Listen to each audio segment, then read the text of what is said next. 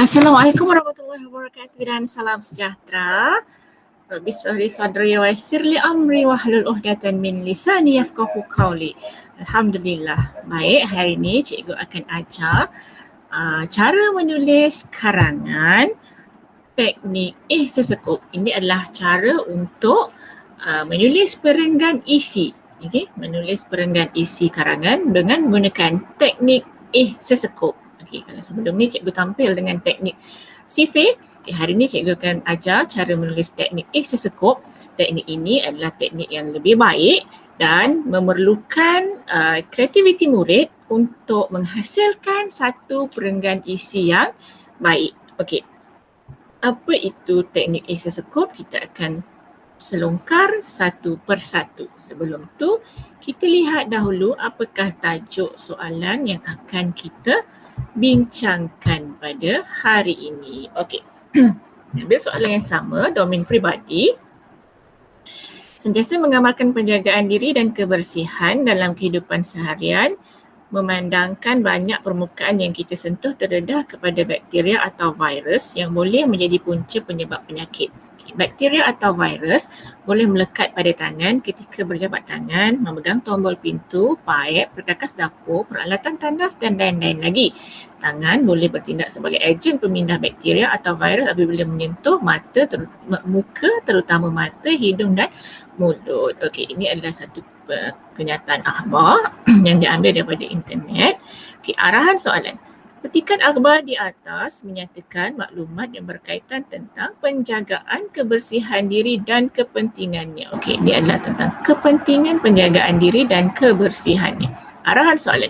Bincangkan kepentingan menjaga kebersihan diri. Okey, soalan nak kita bincangkan apakah kepentingan menjaga kebersihan diri. Okey.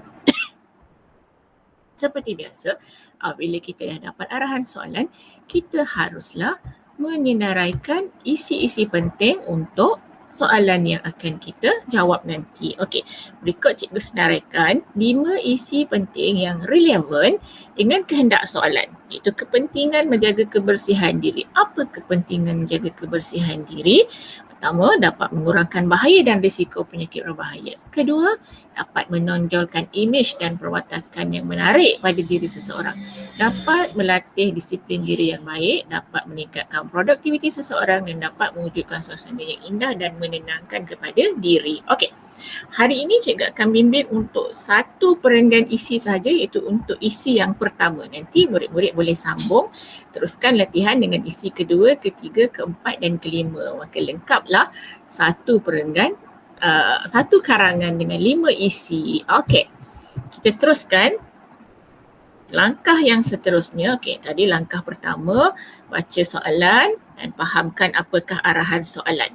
Langkah kedua, kita kena senaraikan 5 isi yang relevan dengan soalan. Okey, langkah yang ketiga, okey, kita akan mula menulis perenggan isi dengan menggunakan teknik sesekup. Ya, cikgu, namanya adalah teknik sesekup. Apa itu sesekup? Inilah huraian dia, apa itu sesekup. Itu ialah isi, maksudnya ayat pertama mesti ayat isi. Yang pertama itu adalah hal ini demikian kerana ataupun huraian. Okey, ayat yang kedua adalah ayat huraian. Yang ketiga, selain itu. Okey, selain itu tu maknanya huraian yang kedua. Maknanya teknik sesekup ini menghendaki murid-murid menulis 2 ayat huraian. Okey, yang seterusnya adalah sebagai contoh. Maknanya ayat contoh lah tu kan. Okey, yang keempat, kesannya. Ayat kesan. Yang kelima keenam, 1, 2, 3, 4, 5. Yang keenam, you adalah umpama atau peribahasa. Okey, ada ayat ataupun kata-kata yang beraras tinggi juga boleh diterima di sini. Okey, dan P adalah penyimpul, ayat penyimpul. Okey, secara keseluruhannya sebenarnya teknik sesekup ini memanglah lebih baik berbanding teknik sifir, tetapi yang cikgu nak anda semua faham, dalam menulis perenggan isi mesti ada, anda tak boleh lari daripada 5 komponen yang mesti ada tu. Apa dia? Isi, huraian, contoh, kesan, penyimpul. Okay, 5 komponen ni jangan tinggal. Wajib ada untuk menghasilkan perenggan isi yang baik. Selain itu, tambah dengan satu lagi iaitu ayat untuk peribahasa ataupun kata-kata yang beraras tinggi atau kata-kata yang indah. Okey. Baiklah. Sebenarnya kedudukan huraian, contoh dan kesan serta peribahasa ini sebenarnya tidaklah rigid seperti ini, tapi untuk kita mudah faham teknik tadi kita namakan sesekup. Bila itu kita bila ada akronim tu kita mudahlah faham kan. Sesekup. Apa itu sesekup? Isi huraian, huraian kedua, contoh, kesan, peribahasa, penyimpul. Itu sebenarnya ada 6 ayat, 7 ayat kan. Jadi oleh itu, kita cuba aplikasikan macam mana menulis perenggan sesekup ini. Okey. Kita mulakan dengan ayat pertama, dia memang tak boleh lari, mesti ayat isi. Okey. Sememangnya tidak dapat disangka lagi bahawa kepentingan menjaga kebersihan diri ialah untuk mengurangkan bahaya dan risiko penyakit berbahaya. Macam mana cara nak menyusun ayat isi itu, terpulanglah kepada kita macam mana nak mulakannya. Selain itu pun boleh. Atau terus saja kepentingan menjaga kebersihan diri ialah pun boleh juga kita tuliskan. Yang penting isi pertama tadi kita mesti masukkan dalam ni. Apa isi pertama tadi? Iaitu mengurangkan bahaya dan risiko penyakit berbahaya. Okey. Cikgu warnakan dia warna. Okey, cikgu warnakan isi dengan warna purple. Yang warna kuning tu adalah komponen-komponen yang wajib ada dalam sesebuah perenggan isi. Okay. Cikgu warnakan ungu itu ayat isinya. Okay. Hal ini dikatakan demikian kerana cikgu warnakan kuning di situ sebab itu adalah menunjukkan huraian. Okay, ayat huraian. Kerana apa? Jadi kita lihat mengapa kita perlu menjaga kebersihan diri. Hal ini demikian kerana menjaga kebersihan diri menjadi satu tanggungjawab kepada setiap individu. So kita tanya balik pada kita, apa pentingnya kita menjaga kebersihan diri? Itu adalah merupakan satu tanggungjawab kepada individu. Ini yang cikgu kata tadi. Teknik sesekup memerlukan kemahiran murid itu sendiri untuk menghuraikan idea mengikut kreativiti mereka. Apa yang boleh kita jadikan panduan, cuba kita wujudkan di situ kata tanya mengapa. Okey. Kemudian selain itu, okey, cikgu warnakan kuning di sini untuk tadi kan kan se yang ni. Okey. Selain itu, maknanya huraian yang kedua, selain menjadi satu tanggungjawab ni tadi kepada setiap individu, apa lagi kepentingan kita menjaga kebersihan diri? Kenapa kita kena jaga kebersihan diri, kan? Okey. Selain itu, menjaga kebersihan diri juga amat dituntut dalam setiap agama. Ini sebab yang kedua, kenapa kita kena jaga kebersihan diri. Itulah huraian. Okey. Sebagai contoh, kita bagi contoh. Apa contoh kita jaga kebersihan diri? Contoh dia, kita perlu mandi 3 kali sehari untuk memastikan diri kita sentiasa bersih. Okey, itu dah masuk contoh kan?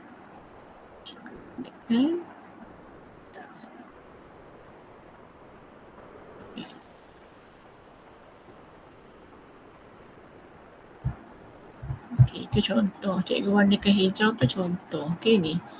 Bersih dan terhindar daripada pelbagai kuman yang berbahaya. Kita bagi contoh. Okey. Dan kesannya. Apa kesan pula? Ayat kesan. Okey. Bila kita sentiasa bersih, kita bukan sahaja terhindar daripada pelbagai kuman berbahaya tetapi juga dapat mengurangkan bahaya dan risiko penyakit berbahaya seperti COVID-19 dan influenza. Inilah kesan dia, kita bukan sahaja dapat mengurangkan bahaya dan risiko penyakit tetapi juga kita dapat nampak tak risiko penyakit berbahaya COVID-19 dan influenza. Sebab tu kita kena sentiasa jaga kebersihan diri. Okey, kesannya kita dapat terhindar daripada pelbagai risiko. Okey. Okay. Kemudian peribahasa. Okay, masukkan peribahasa yang sesuai untuk isi ni. Peribahasa ada menyatakan bahawa kebersihan adalah sebahagian daripada iman. Okey, ini adalah contoh peribahasa yang sesuai ataupun lebih mudah kita kata dia juga dikenal sebagai mungkin ini kata-kata hikmat. Kebersihan adalah sebahagian daripada iman. Sebab tu kita gunakan peribahasa ada menyatakan. Awak jangan sebut pepatah ada mengatakan takut yang kita bagi tu bukan pepatah. Mungkin yang kita bagi tu hanyalah slogan. Mungkin yang kita bagi tu hanyalah simpulan bahasa. Jadi tak tepatlah bila kita guna pepatah. Jadi untuk mengelakkan daripada kesilapan berlaku di situ, kita guna istilah peribahasa. Kenapa? Sebab dalam peribahasa ada pepatah, ada bidalan, ada simpulan bahasa, ada perumpamaan, ada kata-kata hikmat. Jadi dia dah merangkumi semua. Jadi kita guna istilah peribahasa. Jangan guna istilah pepatah ataupun yang lain. Okay? Oleh itu jelaslah bahawa sekali lagi ini adalah ayat penyimpul. Menjaga kebersihan diri amat penting untuk mengurangkan bahaya dan penyakit berisiko. Okey, secara keseluruhan sebenarnya teknik stetoskop ini lebih baik daripada teknik sifir, tetapi dia memerlukan kemahiran berfikir yang lebih tinggi dalam kalangan murid-murid sekalian. Okey. Anak-anak murid sekalian kena menjana idea sendiri yang bersesuaian mengikut tajuk dan isi yang disenaraikan. Okey, inilah contoh bagaimana menulis karangan, menulis perenggan isi karangan teknik sesekup. Semua yang cikgu warnakan kuning itu adalah komponen yang wajib ada dalam satu perenggan isi. Itu mesti ada ayat isi, ayat huraian, ayat contoh, ayat kesan, ayat penyimpul dan juga ungkapan menarik jika boleh sebaik-baiknya. Okey, kalau tak mampu cukuplah sekadar satu daripada keseluruhan perenggan isi tu, ada satu perenggan yang kita selitkan peribahasa pun memadai. Okey, sekiranya kita rasa nanti isi yang kedua kita tak jumpa peribahasa yang sesuai, bolehlah gugurkan sahaja ayat untuk peribahasa ini. Maknanya selepas kesan ni terus kepada ayat penyimpul. Okey, itulah bimbingan yang cikgu boleh bagi untuk hari ini mengenai teknik sesekup. Apapun untuk memastikan sama ada anak-anak murid semua boleh buat ataupun tidak, latihan intensif yang berterusan mestilah dilakukan. Semoga anak-anak murid semua dapat memanfaatkan kaedah ini untuk kebaikan. Dapatkan bimbingan seterusnya daripada guru anda. Okey, sekian. Assalamualaikum. Selamat maju jaya.